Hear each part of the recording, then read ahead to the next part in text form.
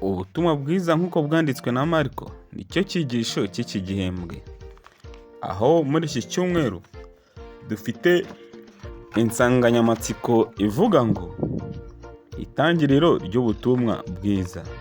Itangiriro ry'ubutumwa bwiza.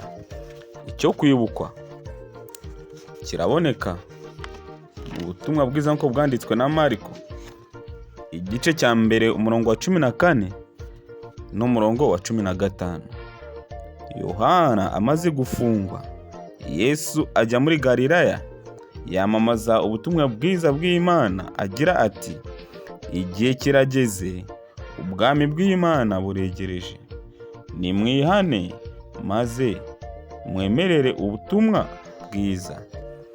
Uyu munsi rero kuri uyu wa gatatu dufite ingingo ivuga ngo intumwa. Ingingo ivuga ngo intumwa.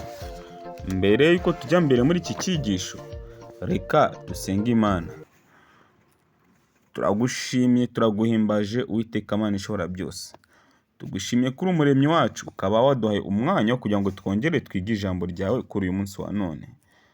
Turakwiragije rero kugira ngo ukomeze ubane natwe, ubuntu bwawe bukomeze bubane natwe, ndetse iki cyigisho tugiye kwiga kuri uyu munsi wa none turagusabye kugira ngo Mwuka wawe wera azabane natwe atwiyoborere.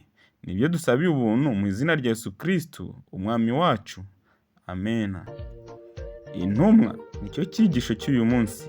Reka dusome mu butumwa bwiza nk'uko bwanditswe na Mariko, igice cya mbere dusoma umurongo wa mbere tugeze ku murongo wa 8. Ni bande bavugwa muri iyi mirongo? Ni iki bavuga kandi ni iki bakora? Aba bantu bavugwa muri iyi mirongo tugiye gusoma ni bande kandi bavuga iki kandi banakora iki? Umutwe w'amagambo aravuga ngo Yohana umubatiza. Yohana umubatiza. Itangiriro ry'ubutumwa bwiza bwa Yesu Kristo, umwana w'Imana, nk'uko byanditswe n'umuhanuzi Yesaya ngo, nuko ndenda gutuma integuza yanjye mbere yawe, izatunganya inzira yawe.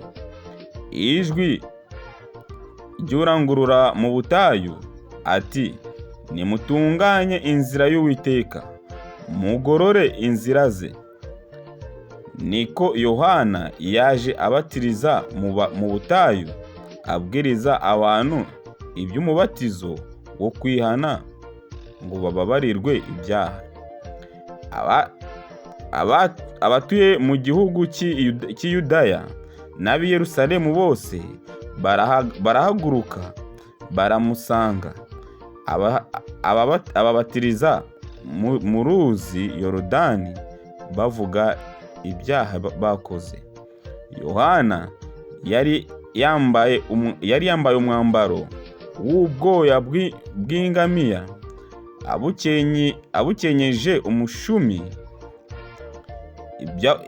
Ibyo kurya bye byari inzige n'ubuki bw'ubuhura. Yabwirizaga avuga ati, undusha ubushobozi azaza hanyuma yanjye, ntibikwiriye kunama ngo mpfundure udushumi tw'inkweto ze. Njyeweho ndababatirisha amazi, ariko wowe azababatirisha umwuka wera. Aya niyo magambo Yohana yavugaga, avuga kuri Yesu Kristo wagombaga kuza hanyuma ya Yohana, kandi Yohana yagombaga guteguriza inzira za Yesu Kristo. Inshuti bakundwa, aha rero iyi mirongo ivugwamo abantu batatu b'ingenzi. Yesu Kristo avugwa muri Mariko, Imana Data, na Yohana umubatiza, intumwa n'umubwirizabutumwa, ariwe uvugwa cyane mu mugabane uheruka w'iyi mirongo. Mariko igice cya mbere umurongo wa 2 kugeza ku wa 3 hakubiyemo amagambo yakuwe mu isezerano rya kera Mariko yerekana agaragaza ibigiye kubaho muri iyi nkuru. Amagambo Mariko asubiramo ni nkubirane y'interuro zikomoka mu masomo atatu. Amasomo yo mu Kuva igice cya 23 umurongo wa 20, ndetse na Yesaya igice cya 40 umurongo wa 3, na Maraki igice cyaho cya 3 umurongo wa 1. Byumvikane ko ibyo Mariko yavugaga ahangaha muri aya masomo yo muri Mariko igice cya 1 umurongo wa 2 ndetse wa 2 ndetse n'uwa 3 n'amagambo atari ko ari Mariko yavuze bwa mbere, ahubwo n'amagambo n'ubundi yavuze ameze nk'aho yasubiye mu magambo aboneka mu isezerano rya kera. Nk'uko tujye kubibona dusoma mu Kuva igice cya 23 umurongo wa 20, dusome no muri Yesaya 40 umurongo wa 3, na Maraki igice cya 3 umurongo wa 2, kandi tuvuge tuti aya masomo atatu asangiye iki? Niki aya masomo atatu ahuriyeho? Aha rero niho tujye kubanza turebe muri mu Kuva igice cyaho cya 23 turebe umurongo wa 20. Haranditse ngo Kuva 23 umurongo waho wa 20.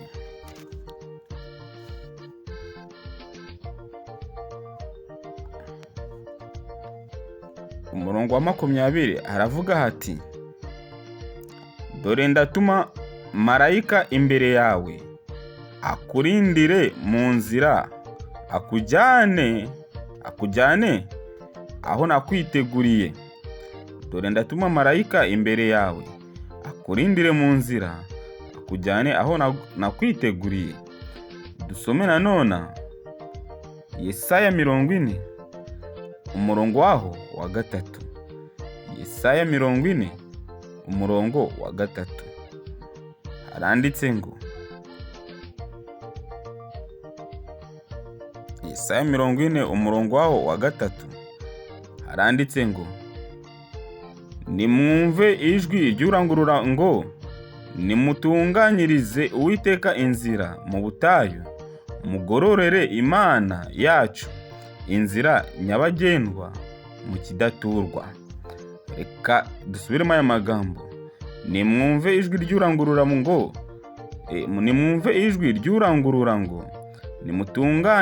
nimutunganyirize Uwiteka inzira mu butayu, mugororere Imana yacu inzira nyabagendwa mu kidaturwa.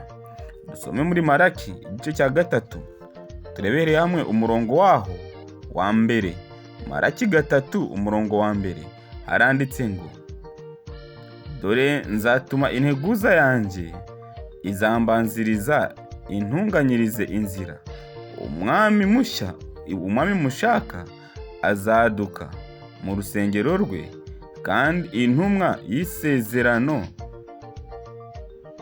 mwishimana dore iraje, niko Uwiteka Nyiringabo avuga. Dore nzatuma integuza yanjye izambanziriza intunganyirize inzira, umwami mushaka azaduka mu rusengero rwe, kandi intumwa y'isezerano mwishimana dore iraje, niko Uwiteka Nyiringabo avuga. Mbese aya magambo ahuriye kuki? Kuva igice cya 23 umurongo wa 20 havuga iby'umumarayika Imana izatuma ikamwoherereza Abisiraheli ndetse ikabajyana i Kanani. Yesaya 40 umurongo wa 3 havuga iby'Imana izagaragariza mu butayu, mu nzira nyabagendwa yateguriwe kunyuramo. Nyamara Maraki igice cya 3 umurongo wa 1 havuga intumwa izabanziriza Uwiteka kumutegurira inzira. Iyi mirongo yose uko ari 3 ivuga iby'urugendo.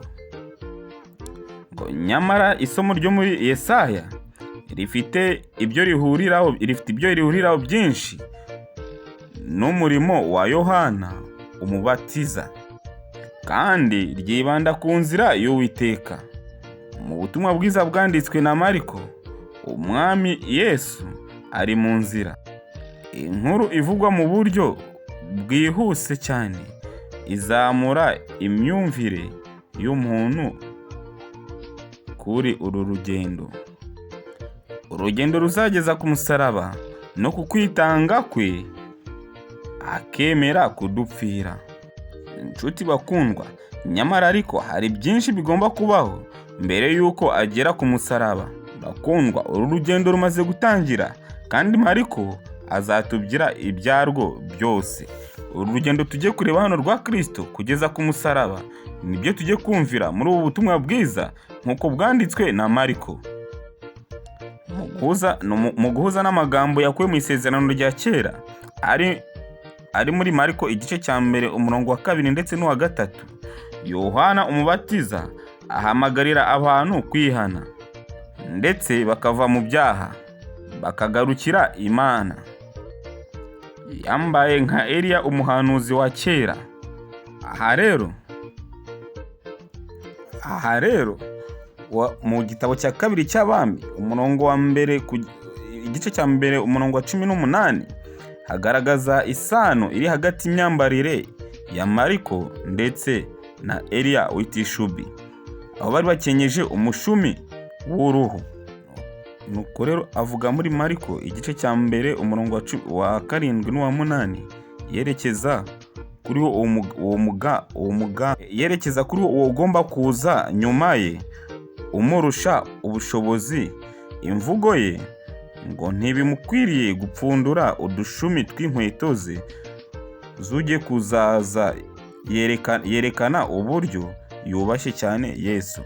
Yohana yari yubashye cyane Yesu kuko yagaragazaga ubushobozi n'ubutware Yesu amurusha, ndetse Yohana avuga ko Yohana ubwe atakwiye no gupfundura udushumi tw'inkweto za Kristo.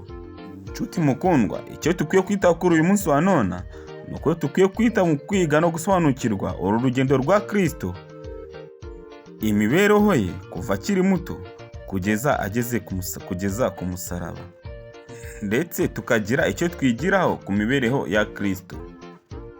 Ibyo nibyo ngusabiye muri aka kanya, nanjye nisabira mu izina rya Yesu Kristo umwami wacu, amen.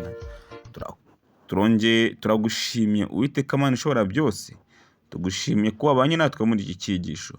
Turagusabye kugira ngo ukomeze uduhe umwete n'imbaraga zo gukomeza kwiga ibi byigisho turi kwiga. Tujye kurebera hamwe urugendo rwa Kristo mu mibereho yo mu isi kugeza aho yitangiriye ubwoko bwe, akabambwa, agapfira ubwoko bwe ku musaraba. Turagusabye kugira ngo natwe mwami ubashe kuduha kugira ibyo twigira ku rugendo rwa Kristo, tukarushaho kwisanisha nawe mu mibereho yo muri iyi si. Turagusabye kugira ngo Umwuka wawe wera akomeze abane natwe, atuyobora muri byose. Nibyo dusabiye ubuntu mu izina rya Yesu Kristo umwami wacu, amen.